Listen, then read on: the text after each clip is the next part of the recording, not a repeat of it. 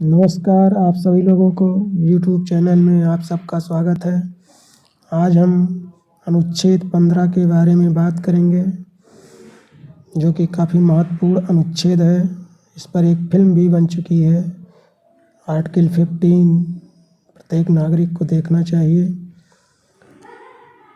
भारतीय संविधान के भाग 3 में अनुच्छेद 12 से 35 तक मूल अधिकारों का उल्लेख है, जो भारतीय नागरिकों को प्रदान किए गए हैं।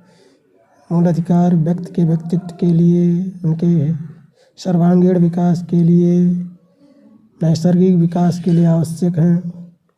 गरिमापूर्ण जीवन जीने के लिए मूल अधिकार मूलभूत हैं, आवश्यक हैं। हमारे संविधान निर्माताओं ने समाज में स्थापित असमानता को दूर करने के लिए अनुच्छेद 14 से 18 में समानता के अधिकार रखे हैं, जिसमें अनुच्छेद 15 काफ़ी महत्वपूर्ण स्थान रखता है। अनुच्छेद 15 सामाजिक बराबरी का अनुच्छेद, सामाजिक न्याय का अनुच्छेद, या इसे सामाजिक Magna carta, social Magna carta भी कह सकते हैं। मैग्ना कार्टा ब्रिटेन में सर्वप्रथम 1215 ईस्वी में ब्रिटेन के राजा जॉन द्वारा अपने सामंतों, ब्रिटेन के नागरिकों को पहली बार कुछ अधिकार दिए गए। राजा जॉन और सामंतों के बीच एक सहमति पत्र पर हस्ताक्षर हुए, सहमति हुई। राजा ने पहली बार अपने सामंतों को, नागरिकों को कुछ अधिकार दिए, जिसे अधिकार प्रपत्र कह सकते हैं, मैग्ना कार्टा कहा गया। तो जिस क्षेत्र में जब भी कोई विशेष बात होती है तो उसे उस क्षेत्र का मैग्ना कार्टा कह दिया जाता है। भारतीय संविधान के भाग 3 को भारतीय संविधान का मैग्ना कार्टा कहा जाता है, क्योंकि भाग 3 में अनुच्छेद 12 से 35 तक मूल अधिकारों का उल्लेख है। अनुच्छेद 15 के बारे में आइए जानते हैं। अनुच्छेद 15 का खंड 1 कहता है, राज्य किसी भी नागरिक के साथ जाति, धर्म, लिंग, जन्मस्थान और वंश के आधार पर भेदभाव नहीं करेगा।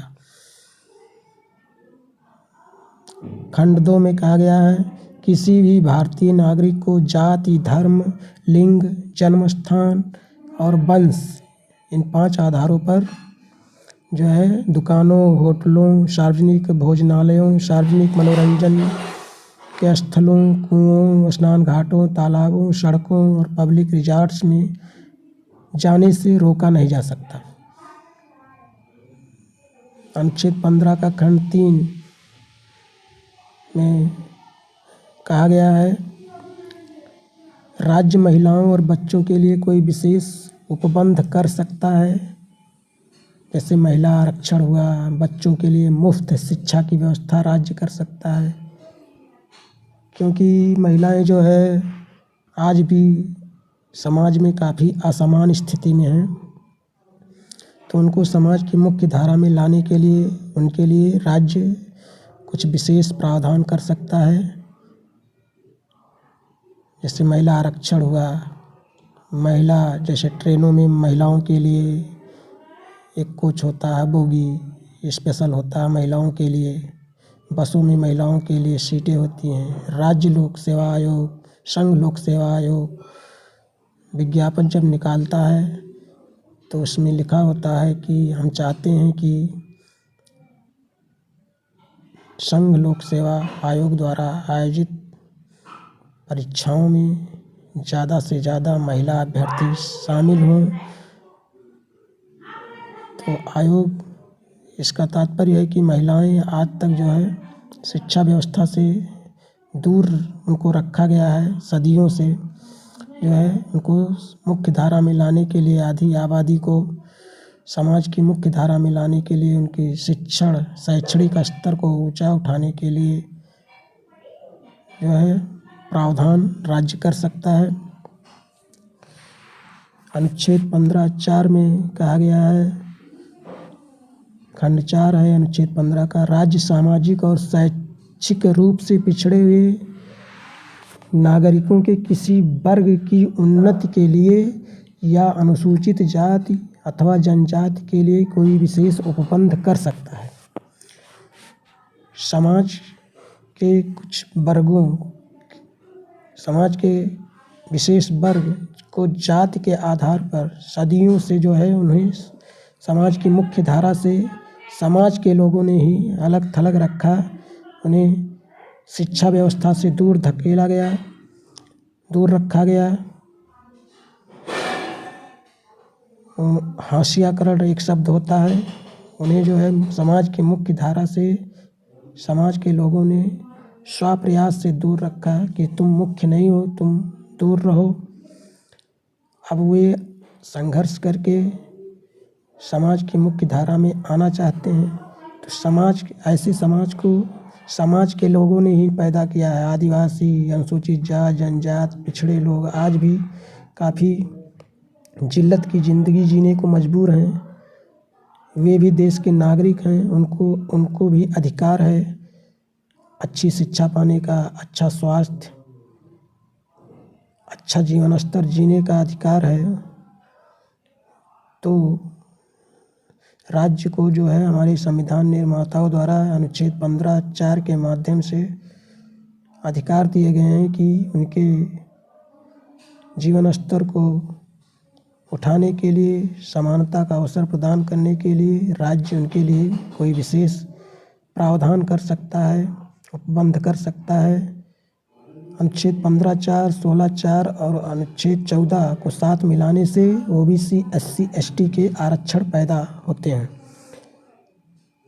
जो समाज के लोगों ने ही इनको जो है जानबूझकर समाज की मुख्य धारा से अलग रखा। इनके पिछड़ेपन के लिए समाज के लोग ही जिम्मेदार हैं। समाज के लोगों ने ही ऐसे समाज को पैदा किया है।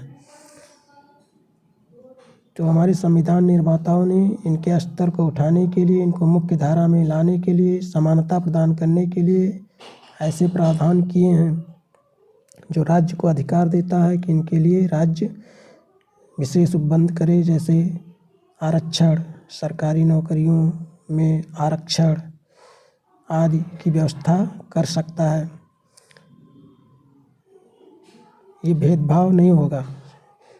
विधियों का समान संरक्षण, विधि के समक्ष समता, विधियों का समान संरक्षण अनुच्छेद 14 के अंतर्गत आता है।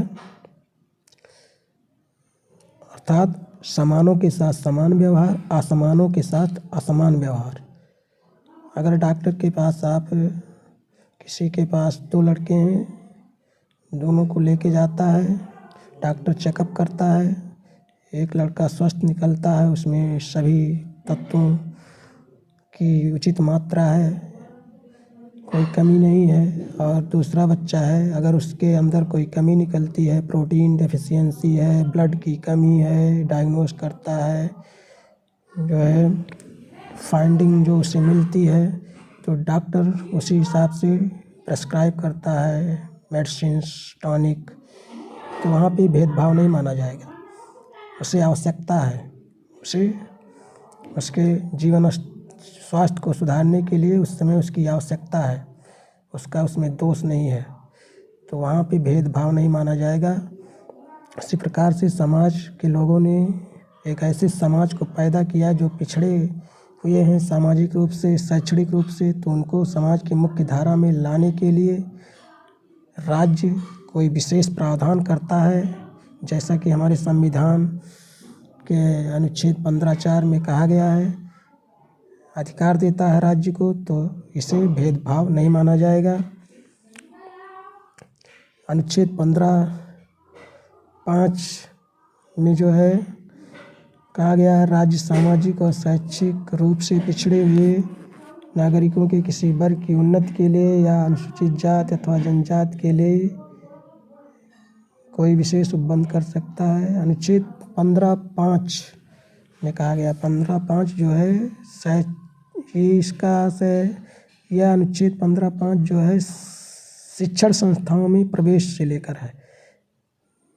समाज के ऐसे वर्ग को जो शैक्षणिक रूप से पिछड़े हुए हैं, उनको जो है मुख्य धारा में लाने के लिए, उनके शैक्षिक स्तर को सुधारने के लिए जो है राज्य ऐसा प्रावधान कर सकता है। उनके लिए शिक्षण संस्थाओं में सीटें सुरक्षित कर सकता है ताकि उनका शैक्षिक स्तर ऊंचा उठ सके, ज़्यादा से ज़्यादा लोग शिक्षित हो सकें।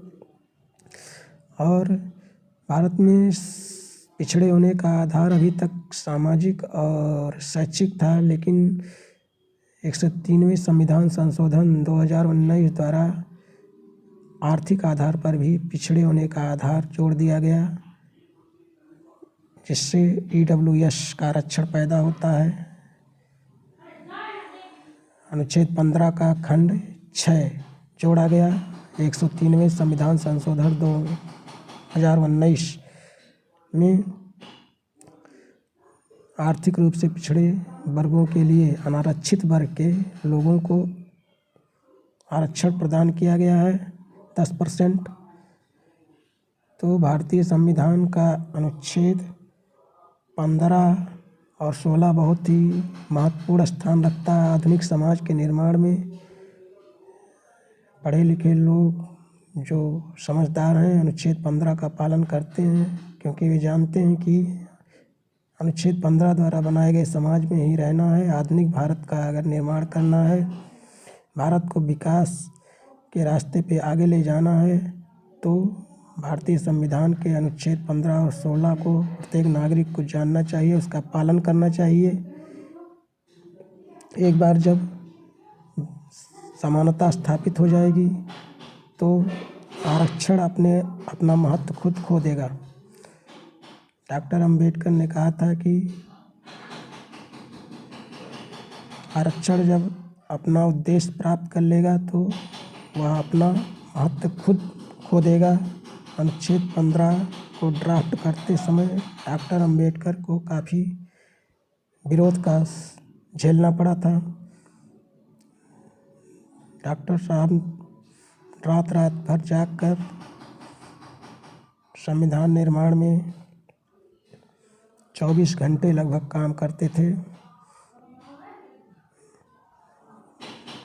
इस देश को डॉक्टर भीमराव अंबेडकर का आभारी होना चाहिए कि उन्होंने एक ऐसा संविधान देश को दिया है जिससे देश में समानता स्थापित हो सकती है, आधुनिक भारत का निर्माण हो सकता है।